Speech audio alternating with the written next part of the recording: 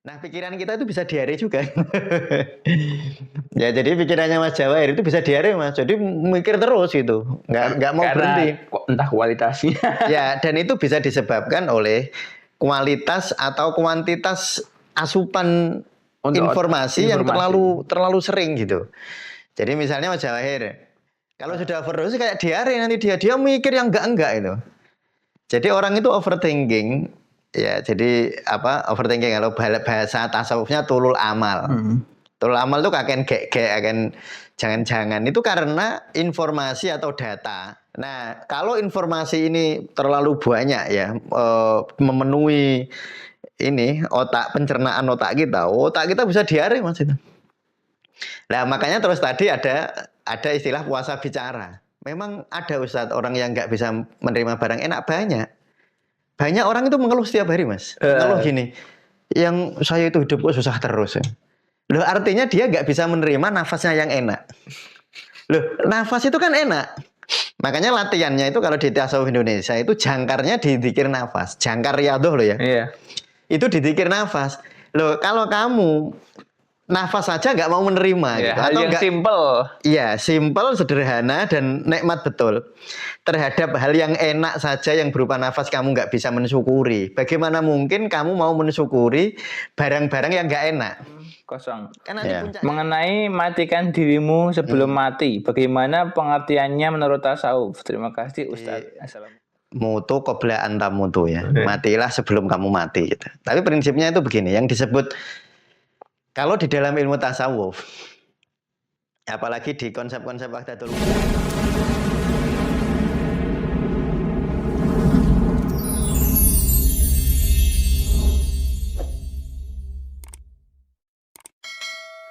Assalamualaikum warahmatullahi wabarakatuh. Waalaikumsalam warahmatullahi wabarakatuh. Bismillah, alhamdulillah, Allahumma salli wa sallim ala rasulillah Muhammad ibni Abdillah. Alhamdulillah kita berjumpa lagi ya, masih di Q&A. Kita masih menjawab puluhan pertanyaan yang masih tersisa ya. Iya. Kemarin kita sudah menjawab ya berapa? 3 atau 4 pertanyaan ya. Nah, sekarang kita lanjutkan. Ada pertanyaan apa lagi Mas Jawahir? Iya, selanjutnya dari Rudi Kusriyadi 82. Iya Pak Rudi. Tanya apa? Untuk latihan yang disampaikan minimal 1 jam tanpa berkata-kata, bagaimana itu apa dengan diam formal seperti berzikir pejam mata dalam kurung? Atau seperti kita duduk garis miring berjalan tanpa berkata, melihat atau membaca atau berbicara dalam hati? Mohon penjelasannya. Mungkin puasa ngomong Iya, ini saya pas saya menjelaskan tentang puasa bicara itu ya. Yang memang itu dulu diajarkan oleh guru saya itu. Jadi ceritanya itu dulu saya batuk agak lama. Sudah bermacam-macam terapi dilakukan. Nah, itu lalu Abah memberi saya ijazah, nggak usah ngomong, nggak usah bicara 7 hari Mas tapi itu. Ya alhamdulillah itu badan rasanya sangat berbeda ya. Jadi secara fisik maupun psikologis itu jadi berbeda. Nah, bisa latihan 1 jam maksud saya. Tapi sebenarnya itu gini loh, ini dasar ilmunya ya Mas ya. Mengapa orang itu kalau di kepalanya sering banyak apa namanya omong-omongan ya? Omongan-omongan. Ya, jadi di kepala itu sering ada muncul saling mengkritisi di kepala kita, mengkritisi kita ke kita sendiri. Saling bertarung. Kalau saya itu menyebut itu seperti orang diare, Mas. Jadi gini loh, kenapa orang itu diare ya? Ini salah satu, ini diare, bayangkan diare fisik ya. Orang itu diare karena makan terlalu banyak.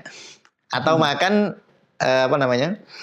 asupannya keliru, kan bisa kuantitasnya yang kebanyakan atau kualitasnya yang keliru gitu. Ya kan, orang diare kan gitu. Jadi bisa makanannya yang salah, bisa karena makanannya terlalu banyak. Lalu muncullah frekuensi BAB-nya jadi sangat banyak atau disebut diare gitu. Nah, pikiran kita itu bisa diare juga. Ya, jadi pikirannya Mas Jawair itu bisa diare Mas. Jadi mikir terus gitu, nggak mau berhenti. Entah kualitasnya. Ya, dan itu bisa disebabkan oleh kualitas atau kuantitas asupan informasi yang terlalu sering gitu. Jadi misalnya Mas Jawahir, sekarang kan orang dapat informasi kan begitu mudah Ya, ya. sangat cepat sekali. Sangat pakai sekali. Pokoknya luar biasa cepatnya. Aha. Mau kalau dulu zaman saya kecil atau orang tua kita dulu cari informasi itu nunggu kalau berita nanti. Kalau dulu ada Dunia Dalam Berita Mas, dulu di TVRI itu dulu ada itu favorit kita. Waktu zaman saya tuh masih ingat waktu zaman perang Amerika menginvasi Irak itu. Wah, itu kalau orang jam 9 malam itu jam 21 Dunia Dalam Berita itu orang nunggu semua. Jadi orang dapat informasi itu dulu itu mahal informasi itu. Tetapi sekarang informasi nggak mahal. Bertumpah ruah gitu informasi, dan kalau kita itu nangkep semua, kalau kita tangkap semua itu seperti orang makan kebanyakan itu Mas. Overdose. Nah, nanti jadinya overdosis.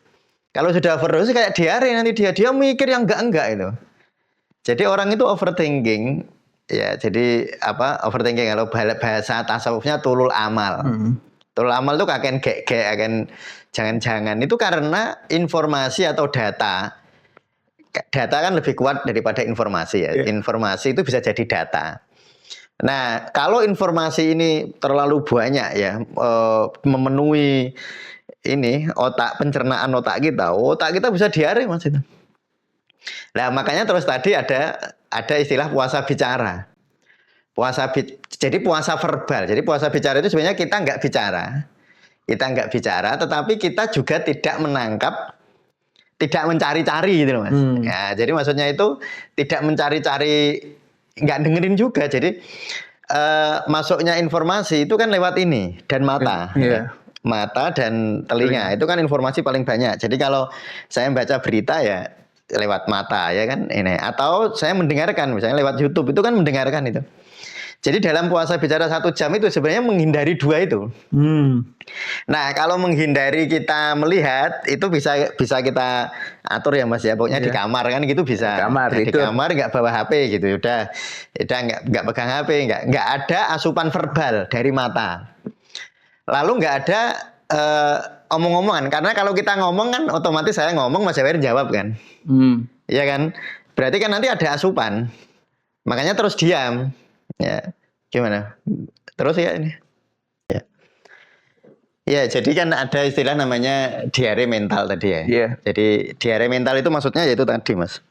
Jadi kalau diare fisik orang kebanyakan makan atau makanannya keliruan gitu. Diare mental itu ya sama gitu. Yaitu orang kebanyakan informasi yang masuk ke dalam dirinya, tetapi atau informasinya keliru gitu, atau informasinya membuat ketidaknyamanan diri. Nah, sehingga lalu pantas kalau guru saya itu lalu meminta merekomendasikan untuk tadi puasa verbal. Jadi puasa verbal itu ya puasa tidak melihat, karena kalau melihat, misalnya saya melihat terlalu banyak, misalnya melihat kalender, saya membaca. Lalu nanti muncul verbal, stimulus ya, membuat saya terstimulus oleh verbal. Makanya paling bagus jadi kamar gitu. Nah, hanya kalau pas ada kebutuhan primer ya tentu boleh keluar. Misalnya makan, itu kebutuhan primer. Jadi kalau di warung ya bicara nggak apa-apa kalau di warung. Jadi prinsipnya ya, jadi mata dibatasi. Jadi kita lebih baik berada di suatu tempat yang jauh dari informasi verbal ya. Lalu kedua telinga, ya juga kita di tempat yang lebih sepi gitu. Dan kalau kita di luar dengerin orang ngobrol ya sama saja, nanti verbalnya masuk ke kepala kita ya, ke otak kita. Ya, jadi mata, telinga dibatasi. Nah, itu minimal itu 1 jam sehari gitu. Latihannya. Dulu saya 7 hari. Nah, tapi kalau 7 hari kan ada jeda-jeda itu tuh Mas, jeda-jeda makan, dan sholat Jumat, kan nggak ada sholat Jumat terus sendirian. Sholat Jumat kan harus jamaah, ya saya sholat Jumat. Ya terus itu biasa, kalau yang hal-hal yang wajib ya silahkan lakukan gitu. Tapi ketika sudah nggak wajib ya sudah kita meminimalkan itu. Intinya jangan mencari-cari info verbal. Nah nanti lalu ini Mas, kayak orang berpuasa itu. Jadi terus otak kita jadi, karena sudah biasa kan berjam-jam itu mendapatkan informasi yang masuk Begitu ke banyak ya sekali begitu ya. banyak numpuk di otak kita. Nah, lalu di 1 jam tadi kita melakukan puasa verbal tadi. Jadi prinsipnya gitu. Nah, kalau pertanyaannya Pak Rudi tadi apa itu? Pertanyaannya kan apa namanya? Apa? Coba diulang lagi pertanyaannya. Dia bingung apakah bagaimana dengan diam formal seperti berzikir, pejamkan mata. Iya, kalau nanti berzikir pakai verbal ya namanya bukan puasa verbal. Nah, tapi itu bukan ngelarang zikir loh ya. Ini maksud saya itu 1 jam itu. Nah, kalau saya dulu pas 7 hari pas zikir ya zikir aja gitu. Atau berbicara dalam hati sama aja ya, Ya Pak? sama aja berarti Berbicara verbal. dalam hati. Berarti verbal. Nah, cuma begini ya, kalau memang nggak bisa gini, intinya itu sebisanya. Jadi kalau memang di dalam hati masih bicara-bicara nggak usah nyalain diri. Diterima aja. Ya diterima aja ya biasa. Itu bukan barang wajib kok. Jadi itu bukan sesuatu yang wajib, bukan sunnah juga. Itu kan riyadhah, latihan. Jadi tidak usah terlalu gini ya. Memberat-beratkan diri. Jadi kalau latihan misalnya saya bilang 1 jam puasa verbal, ternyata di tengah-tengah ada tamu dodok-dodok, ya udah diterima aja tamunya. Nah, Jangan ngusir malahan. jangan kamu tahu nggak saya lagi sedang puasa 1 jam puasa verbal. Nah, lah kalau kayak gitu itu malah melebih-lebihkan sih. Uang itu bukan hukum. Itu riyadhah. Oh, itu biasa aja. Ya gitu Mas Wahid. Ada lagi? Ya, selanjutnya dari Daman Huri 7917. Menerima tanpa upaya, kalau boleh saya analogikan seperti menerima perasaan atau kejadian yang menyenangkan ya, Bah. Ini analogi saya, masih di tanah pikiran. Perlu terus praktek berulang ya, Bah. Terima kasih penjelasan dan semua pengetahuan yang Abah berikan. Ya benar. Jadi kalau orang menerima sajane kayak menerima seneng gitu, Mas, tanpa upaya. Jadi Mas Jawahir kan kalau menerima berita sesuatu yang mengenakan kan ya udah diterima kan. Iya, tiba-tiba itu sendiri ya, nggak mungkin ditolak, maksudnya Iya, senang kan ditolak. ditolak. Jadi itu kan datang sendiri gitu. Makanya latihannya itu menerima barang yang enak dulu. Maksudnya gini, memang ada Ustadz orang yang nggak bisa menerima barang enak banyak. Banyak orang itu mengeluh setiap hari, Mas. Mengeluh gini, yang saya itu hidup kok susah terus. Loh, artinya dia nggak bisa menerima nafasnya yang enak. Loh, nafas itu kan enak. Makanya latihannya itu kalau di tasawuf Indonesia itu jangkarnya di dzikir nafas. Jangkar riyadhah loh ya. Iya. Itu di dzikir nafas. Loh, kalau kamu nafas saja nggak mau menerima Ya, gitu. hal Atau yang nggak, simple. iya, simple, sederhana, dan nikmat betul. Terhadap hal yang enak saja yang berupa nafas kamu nggak bisa mensyukuri. Bagaimana mungkin kamu mau mensyukuri barang-barang yang nggak enak? Kan nanti puncaknya kan ridho kan, menerima barang nggak enak kan. Loh, kamu yang enak aja nggak bisa menerima. Makanya latihannya itu tonggaknya menerima nafas itu, Mas. Menerima nafas, tarik nafas. Oh, dihayati, disadari nafas masuk keluar. Lalu disyukuri rasa kita masih bernafas gitu. Nah, makanya orang itu kalau orang sudah ini ya, sudah overdosis kufurnya. kufur ya kan, ada syukur, ada kufur. Ya sok-sok kita itu ada yang mengkufuri sesuatu, tapi yang saya sebut kebangetan itu. Kita itu terhadap barang enak aja lupa. Ya, lupa mensyukuri gitu. Coba ya, ini bagi teman-teman yang mungkin merasakan hidup itu gak enak betul. Coba dirasakan sekarang ini, menafaskan. Enak kan? Enak. Masih bisa melihat? Masih bisa mendengar? Masih bisa merasakan? Masih. Udara lewat masih terasa? Masih bisa merasakan dingin? Masih. Makan masih terasa asin, pahit, gurih, manis? Masih loh. Itu aja dia lupa mensyukurinya. Padahal nyata banget ya. Makanya itu syukur itu kan aspek lebih tinggi daripada nerima, Mas. Ya, itu mensyukuri abot lah, diterima. Ya, menerima. Kadang-kadang kita aja terhadap kehidupan aja menolak gitu. Hidup nggak enak gitu. Nah, sehingga kita lupa menerima nafas yang enak, lupa menerima masih bisa melihat, lupa menerima. Nah, kalau hal-hal yang enak ini aja kita nggak bisa menerima, apalagi mensyukuri, gimana mau latihan menerima barang nggak enak itu? Bagaimana latihan nanti, ya ini bagi teman-teman para pejalan spiritual ya. Lalu bagaimana seperti Nabi Ayub misalnya. Ini Nabi Ayub itu kan di dalam Al-Quran kan doanya kan luar biasa. Kalau nggak keliru kan ini masaniyad durru. Intinya begini, Saya lupa teksnya ya, saya daripada saya ngomong teksnya keliru. Ya Allah, saya ini sedang sakit.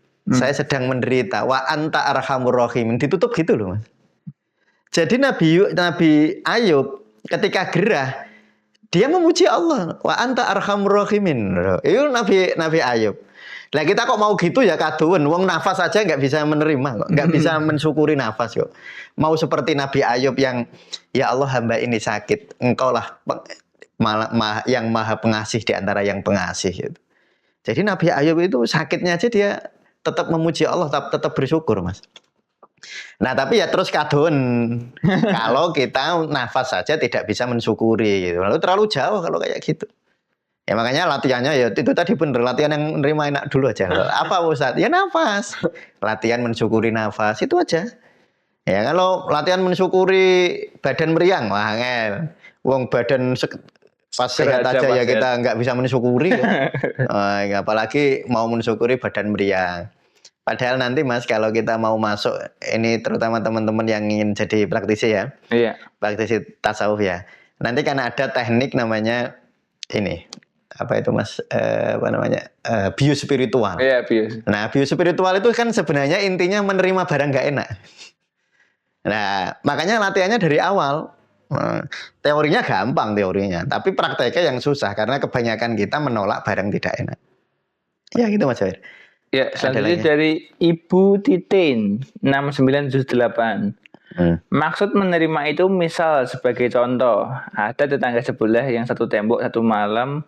Itu sudah pernah dibaca kayaknya Mas. Sudah pernah. Iya itu. Saya lanjut lagi, Pak. Iya. Jadi dari Imam Bonjol K60. Ya. Mengenai matikan dirimu sebelum mati, bagaimana pengertiannya menurut tasawuf? Terima kasih Ustadz. Assalamualaikum. Kembaliannya ya ini saya kira pertanyaan yang jawabannya akan sangat panjang. Mungkin akan kita buat tema sesi tersendiri mungkin. Ya, jadi mutu qabla anta mutu ya. Matilah sebelum kamu mati gitu. Tapi prinsipnya itu begini, yang disebut kalau di dalam ilmu tasawuf, apalagi di konsep-konsep wahdatul wujud, misalnya saya Jenar ya Mas. Orang sekarang itu mati sebenarnya. Sekarang itu mati, hidup itu nanti di akhirat. Kalau sekarang mati sebenarnya. Kenapa sekarang mati? Karena kita dibungkus, kita itu kayak kepompong itu loh Mas.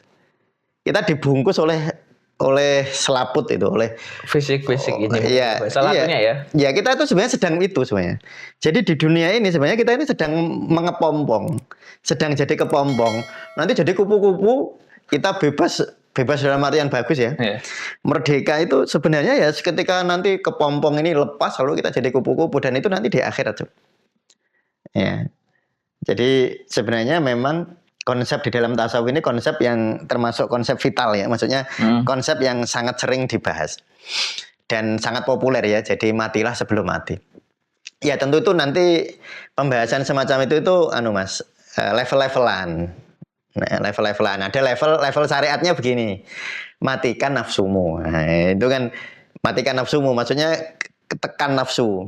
Jangan mengikuti hawa nafsu. Nah, itu namanya matikan nafsu. Itu konsep paling dasar lah ya. Nah, itu riadohnya ya begitu.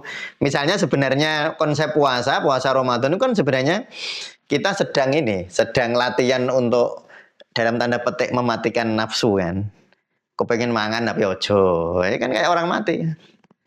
Ya kan, kepengen bersetubuh dengan istri tapi jangan. Haus tapi nggak boleh minum, itu kan kayak orang mati, nggak minum, nggak bersetubuh, nggak makan kan. Nah, itu sebenarnya konsep-konsep paling dasar, latihannya ya begitu, riadohnya. Nanti ada konsep secara psikologis, kalau tadi kan konsep secara secara fisik ya tentang puasa. Nanti ada konsep psikologis, yaitu mematikan dalam tanda petik ya, atau lebih tepatnya itu mengendalikan keinginan. Nah kan keinginan banyak kalau puasa itu. Iya banyak. Nah, tapi kan misalnya Mas Jair, aku pengen dolan, pengen lapar. Iya kan kalau coba Mas Jair kalau pas lapar, ketika fisik dibatasi, keinginannya kan banyak, tapi kan dibatasi oleh lemahnya waktu puasa. Lemahnya fisik lah. Iyalah kalau Mas Jair pas nggak puasa ya mau main kemana-mana oke gitu. Tapi kalau Mas Jair pas puasa, ini nanti Mas Jawahir jadinya terbatas. Nah sehingga itu. Nah nanti ada lagi lebih tinggi lagi mematikan ego. Nanti lebih tinggi lagi ada mas, mematikan yang berusaha mematikan ego itu. Ya level-levelnya betul ya. Jadi sebenarnya konsep mati sebelum mati itu level-levelan mas. Nah makanya ini tadi kita nanti akan bahas itu secara Mendalam ya. secara lebih mendalam ya. Jadi konsep tentang mutu qabla antam mutu. Jadi matilah sebelum mati itu sebenarnya konsep mendasar di dalam tasawuf.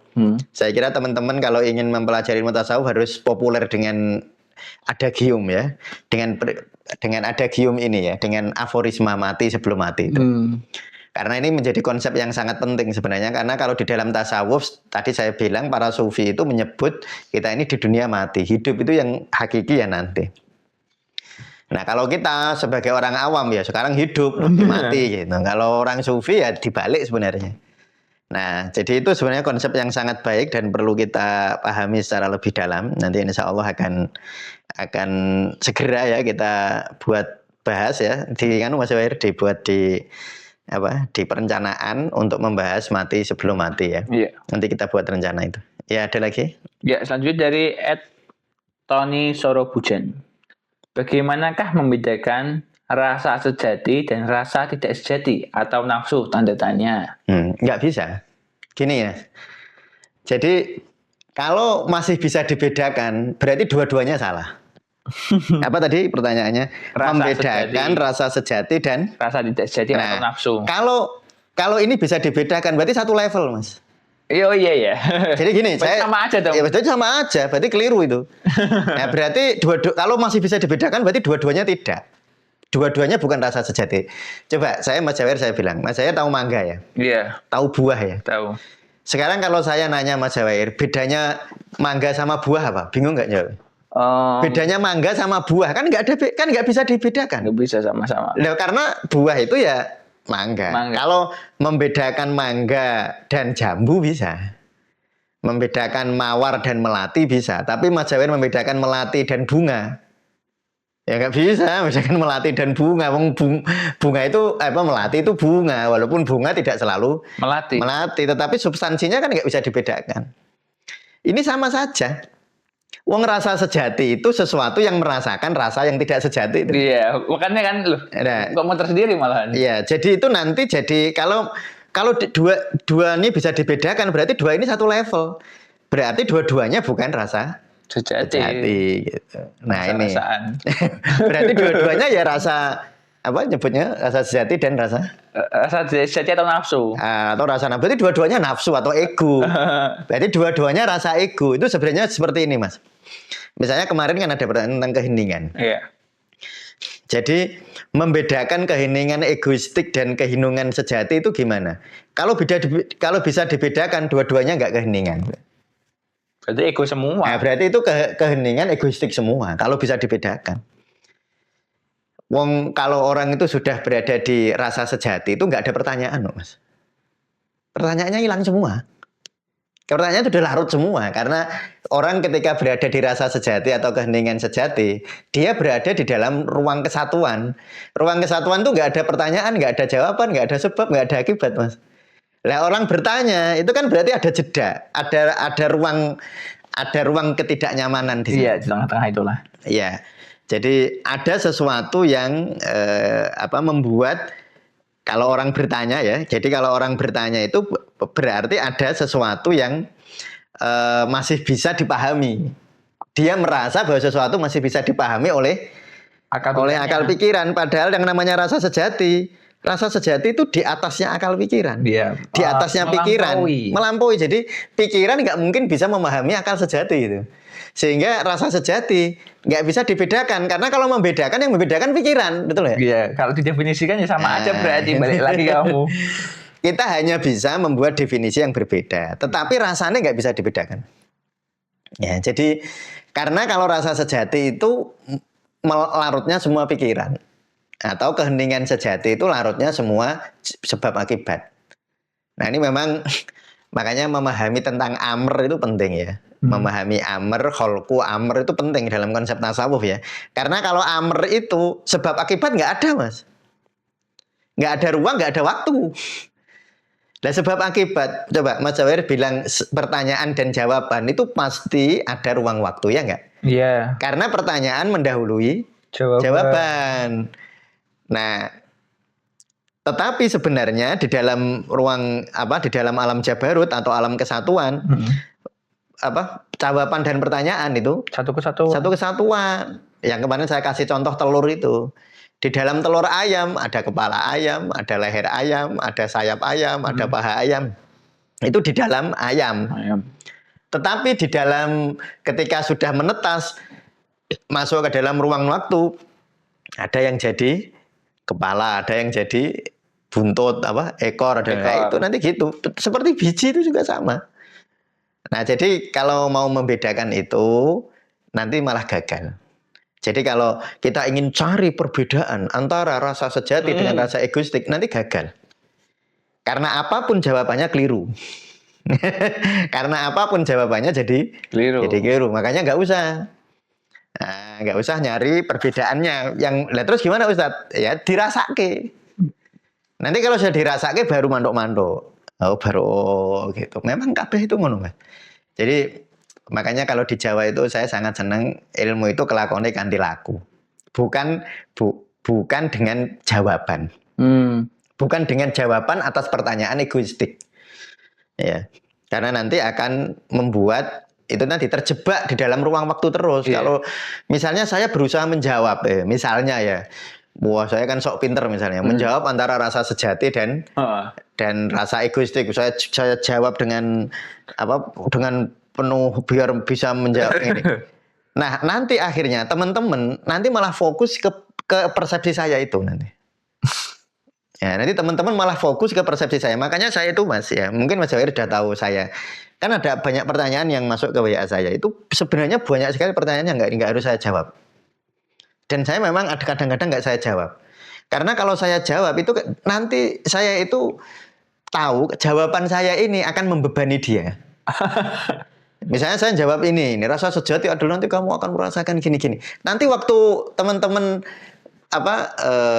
zikir atau teman-teman riyadhah, nanti teman-teman apa yang ini yang Pak Mustamir, nanti gitu. Jadi nanti malah membayangkan kata-kata saya. Mau jadi halusinasi malah. Nah itu yang kadang-kadang terjebak ego yang lebih tinggi. Iya, jadi saya sampaikan ke teman-teman yang barangkali pernah bertanya ke saya tentang sesuatu, langsung japri ke saya lalu saya nggak jawab. Kemungkinan salah satu kemungkinannya itu karena saya menduga jawaban saya akan mengikat. akan membebani, rasa sejati. malah akan menghambat perjalanan teman-teman. Makanya kalau di Tasawuf Indonesia sebenarnya saya itu yang sangat saya harapkan saya praktek dilakoni. Pertanyaannya itu tentang pertanyaan-pertanyaan tentang praktek-prakteknya gitu loh. Ya, kalau pertanyaan-pertanyaan tentang seperti ini, bedanya ini tentang hal-hal seperti ini itu. Misalnya pertanyaan antara bagaimana membedakan aku kecil dan aku besar, itu lucu Mas. Gak bisa membedakan, berarti kan aku semua itu. Iya, nggak bisa dibedakan. Ya seperti tadi itu contohnya, bagaimana kamu membedakan mangga dengan buah? Biasa. Atau membedakan buah dengan membedakan melati dengan bunga.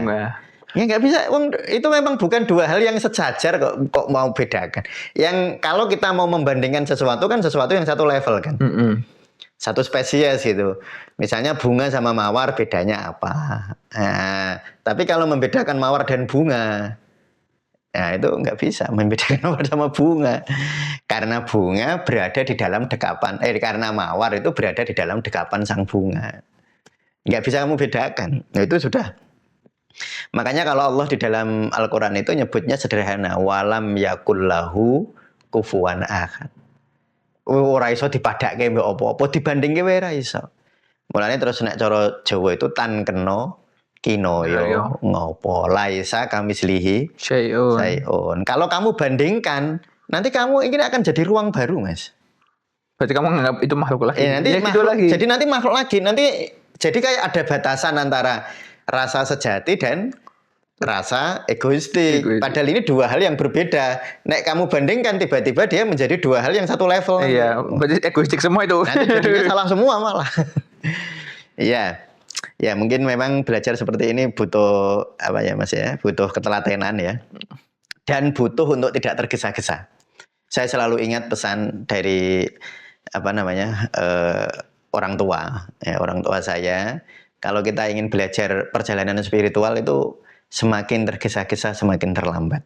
Semakin tergesa-gesa semakin terlambat. Ya saya kira gitu Mas Jawahir untuk kali ini. Terima kasih sudah dibacakan. Iya, ini ada pertanyaan lain tapi Ya, nanti besok lagi. lagi. Ya terima kasih. Assalamualaikum warahmatullahi wabarakatuh. Waalaikumsalam.